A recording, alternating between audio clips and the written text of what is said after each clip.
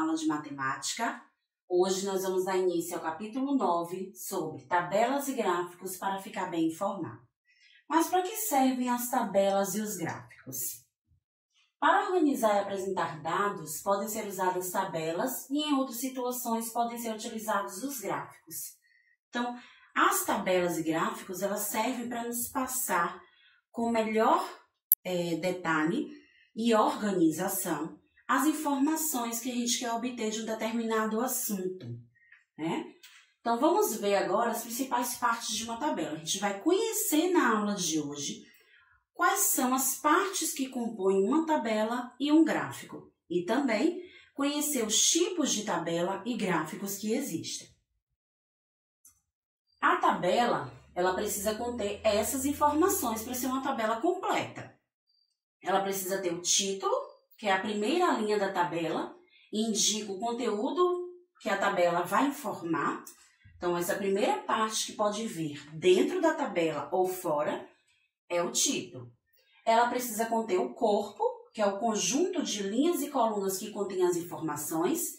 Linhas são essas na horizontal, coluna na vertical. Chamamos isso de corpo da tabela. Ela precisa ter o cabeçalho, que é a linha da tabela que indica o conteúdo de cada coluna.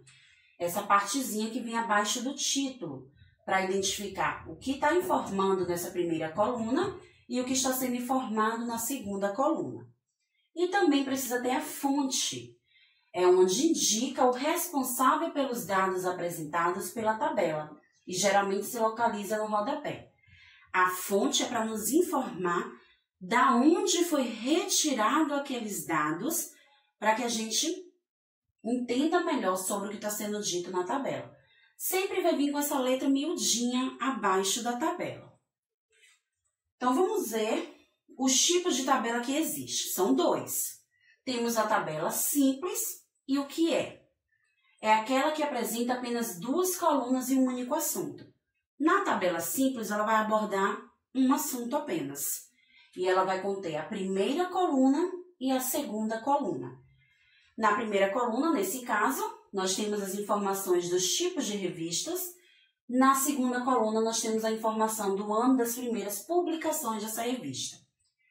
A do Mickey foi lançada no ano de 1928, Zé Carioca, 1945, Pato Donald, de 1950, Garfield, de 1978, Seninha, 1994. Então, olhando para essa tabela, a gente consegue perceber qual o ano que cada revista foi lançada. Outro tipo de tabela é a tabela de dupla entrada. Recebe esse nome porque ela apresenta dois tipos de informações, ou mais. Nesse caso, aqui a gente tem o número de idosos vacinados em cada ano. Então, percebam que na tabela não tem o geral dos idosos. Esses idosos foram divididos em dois grupos. Grupo dos homens, grupo das mulheres. Por isso que ela se transformou em uma tabela de dupla entrada. Porque está trazendo a informação separada dos idosos. Aqueles que são homens, aqueles que são mulheres. Então, no ano de 2004, foram vacinados 105 homens, 243 mulheres. 2005, 136 homens, 256 mulheres. 2006, 120 homens, 234 mulheres. E 2007, 142 homens e 228 mulheres. Então, a diferença que há entre uma tabela simples e uma tabela de dupla entrada é a quantidade de informações que cada uma vai trazer. Aqui nós temos um exemplo de uma tabela simples. Nós vamos aprender, entender melhor como interpretar, realizar a leitura dessa tabela. Observe a tabela e responda as perguntas. Aqui a gente percebe que é uma tabela simples, pois traz a informação. O título é a lista de preço. Nós temos aqui o corpo, artigo, na coluna, no outro preço unitário. O cabeçalho, que é o artigo e o preço, com as informações que a gente quer obter dessa loja. Os produtos e preços que essa loja vende. Olhando para essa tabela, qual é a principal informação que ela nos passa? Sobre o que essa tabela está falando? Ela fala sobre os preços dos produtos vendidos na loja certa. Então, só de olhar para o título, a gente já consegue descobrir a informação da tabela. Qual o produto mais caro? Em qual parte da tabela a gente encontra essa informação? Aqui no corpo da tabela, na parte da coluna de preço unitário. A gente consegue observar no corpo da tabela, comparando os preços e descobrindo que o mais caro é o jogo com o valor de R$ 5,65. Qual a diferença entre o produto mais caro e o produto mais barato? Quando a gente diz a diferença, a gente já sabe que vamos utilizar uma operação matemática da subtração. Mas como eu obtenho essa informação? Voltando mais uma vez e analisando o corpo da tabela. Nela a gente percebe que o mais caro é o jogo, o mais barato a peteca. Então, se baseando nessa informação, nós vamos fazer a subtração. Jogo, que tem o maior valor, é registrado primeiro, e depois a peteca, que tem o menor valor, é registrado depois. Como estamos envolvendo uma medida de valor, né? Nós precisamos ter atenção em registrar centavos embaixo de centavos, vírgula embaixo de vírgula, reais embaixo de reais. 5 menos 5, 0. Não posso tirar 9 de 6 porque é menor, nós vamos transformar o 6 em 16, o 5 em 4. 16 menos 9, 7, vírgula embaixo de vírgula, 4 menos 2, 2. Então, a diferença entre esses dois produtos é R$ 2,70. Mas, como entender agora os gráficos? Quais são os tipos de gráficos que existem? Tabela só existem duas, agora gráfico já existe uma quantidade maior. E a gente precisa também descobrir quais informações, o que é que precisa conter em um gráfico para que eles passem a informação completa e correta dos assuntos. Primeiro tipo de gráfico é o gráfico de coluna. O gráfico de coluna representa as quantidades por meio de retângulos verticais. Então, tem esse nome de gráfico de coluna porque os desenhos dos retângulos ficam em pé, formando uma coluna.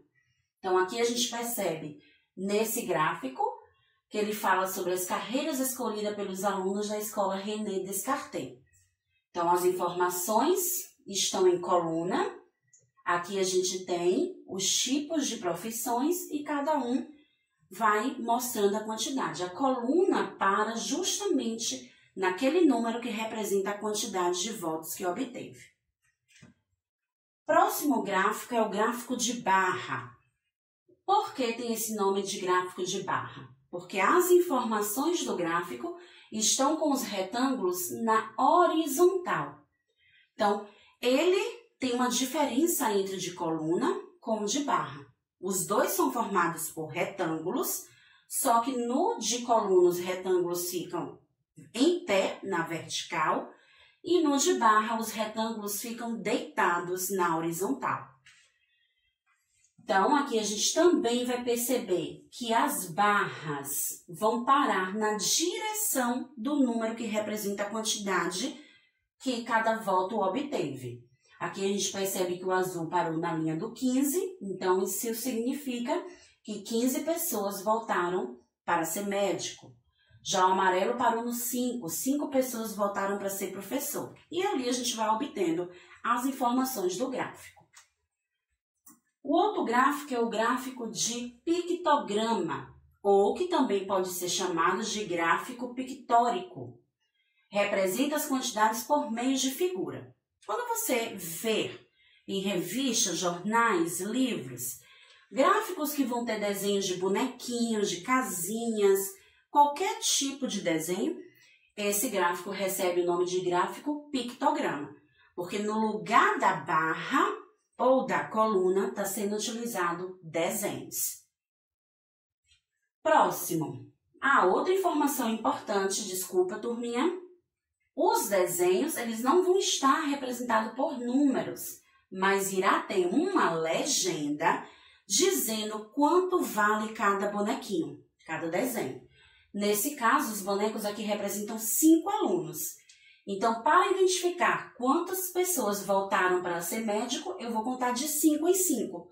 Se eu tenho 3 bonecos, 5 mais 5 mais 5, então 15 pessoas. Então, nos gráficos de pictograma, temos que observar a legenda que indica a quantidade que vale cada desenho. O último gráfico é o gráfico de linha. Geralmente é utilizado para representar temperaturas de um local, qual a quantidade que está sendo aumentada ou diminuindo, pessoas que estão sendo contaminadas por algum tipo de doença. Isso agora mesmo está sendo muito comum, a gente observar esse tipo de gráfico nos jornais.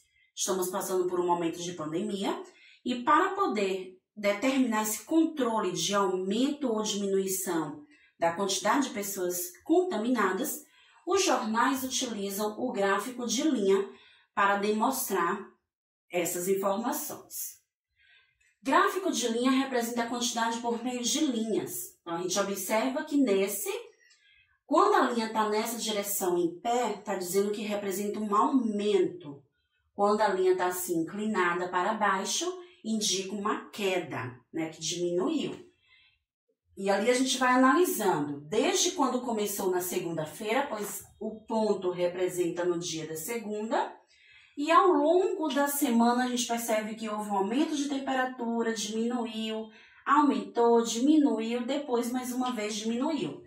Ao chegar no domingo, ela parou nessa linha, a gente pode observar que a temperatura parou em 30 graus. Então, as linhas elas podem estar oscilando, né, no desenho. Pode representar um aumento ou uma queda. E aí, como descobrir a resposta de um gráfico de linha? Observando aonde o último ponto da linha parou. E aí, a gente identifica qual a quantidade representada naquele gráfico. Agora, vamos perceber quais são as principais informações que um gráfico deve conter. Ele precisa ter um título, que informa o conteúdo que está sendo trabalhado naquele gráfico.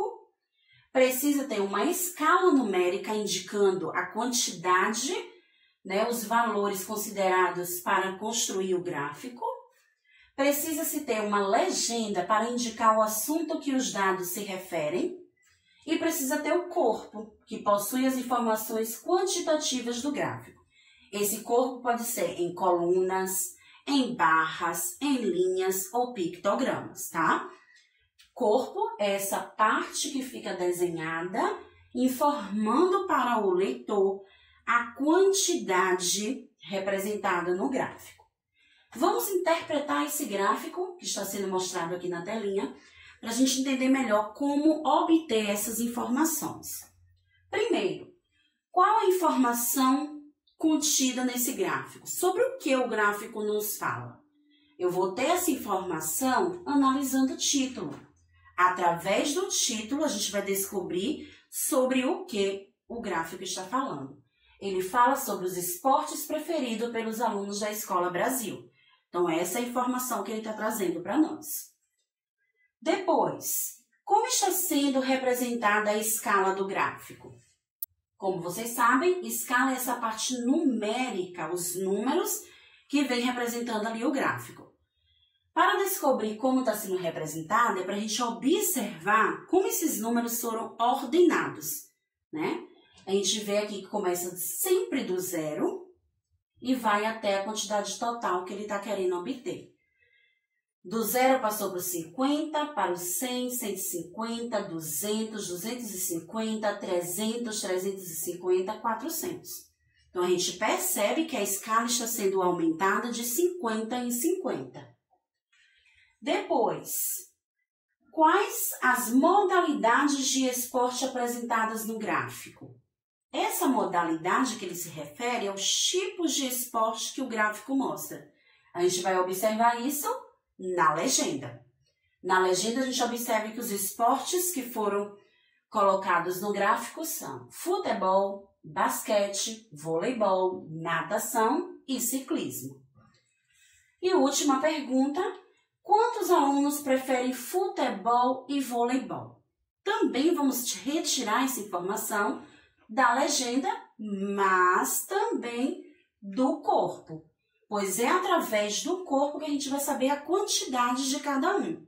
Se é futebol com voleibol, nós vamos procurar aqui na legenda onde está o futebol, e no corpo nós vamos observar até onde a coluna vai. Vai até o número 350. Então, a quantidade do futebol, 350. Voleibol, está logo aqui, na legenda, e no corpo, na coluna, a gente percebe que ela vai até o número 200. Então, percebam que tia Rose observou até a linha que ela parou e fui seguindo com o meu dedo para observar que número está sendo representado. Então, 200. Se eu quero saber a quantidade total entre esses dois esportes, nós vamos adicioná-los. 0 mais 0, 0. 5 mais 0, 5. 3 mais 2, 5. Então, futebol com voleibol teve um total de 550 votos. Então, turma, nossa aula de hoje foi para a gente poder entender melhor como realizar a leitura de tabelas e gráficos. Podemos perceber a diferença entre os gráficos e tabela, o que é que compõe esses dois, a tabela e o gráfico, e os tipos de tabelas e gráficos que existem. Então, leiam com atenção a atividade em casa, interpretem corretamente o gráfico analisando o corpo, analisando a escala, os tipos de cada um, e a gente se encontra na próxima aula. Tchau, tchau!